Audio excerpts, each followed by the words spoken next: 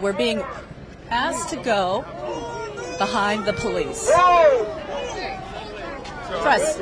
He's press. He's with me. He's with me. I have my verification. I have my verification right here. He doesn't come through. You do. Sir, I have to go with Okay, go.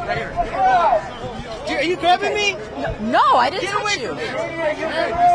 So wait, okay. I need you guys to go over there. So it's, you can see, Jake, it's a little chaotic. So what they're trying to do is... You guys gotta keep walking. We're going to keep walking. We're going to keep walking. And then I want you to take a look over here. These are the officers in Suburbans. And then we're trying to weave our way through the next wave of officers. But you can see, I mean, there's press parked on the sidewalk because when today started, this area into the Metropolitan Detention Center was completely open. I hear you. I hear you. And so this is how a street is cleared.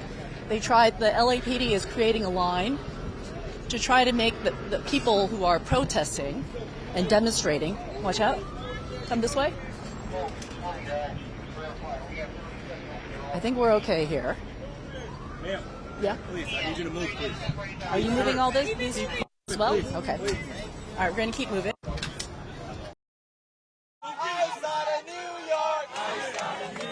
Thousands are taking to the streets across the country to protest immigration and customs enforcement. The epicenter is in Los Angeles. City officials say the vast majority of demonstrators here are following the law. When these peaceful rallies end and the protesters head home, another element moves in.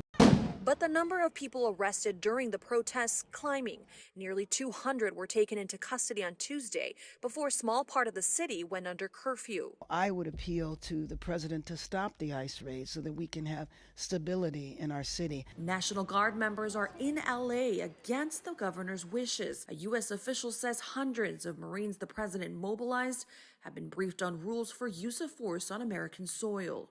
This brazen abuse of power by a sitting president inflamed a combustible situation, putting our people, our officers, and even our National Guard at risk.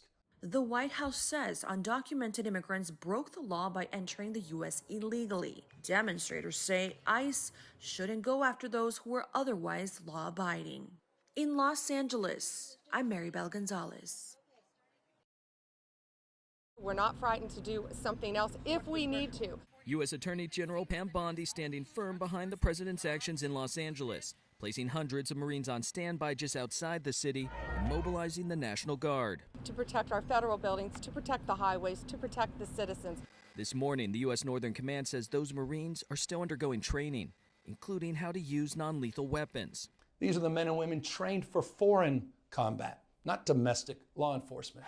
On a New York Post podcast today, Trump says he feels more emboldened in his second term. I can be stronger on an attack on Los Angeles. I think bringing in the National Guard 4 years ago or 8 years ago would have been more difficult. California Governor Gavin Newsom has accused the president of dangerously inflaming the situation by sending in Marines and National Guard troops. Democracy is under assault before our eyes.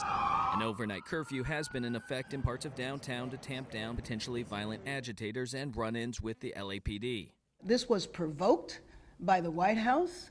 I posit that maybe we are part of a national experiment to determine how far the federal government can go in reaching in and taking over power from a governor. The mayor says the curfew, which covers about 1 square mile of downtown LA, is likely to continue for a few more days. LA's unrest comes as similar protests take place in several other cities like New York, Austin, Washington, D.C., and Chicago.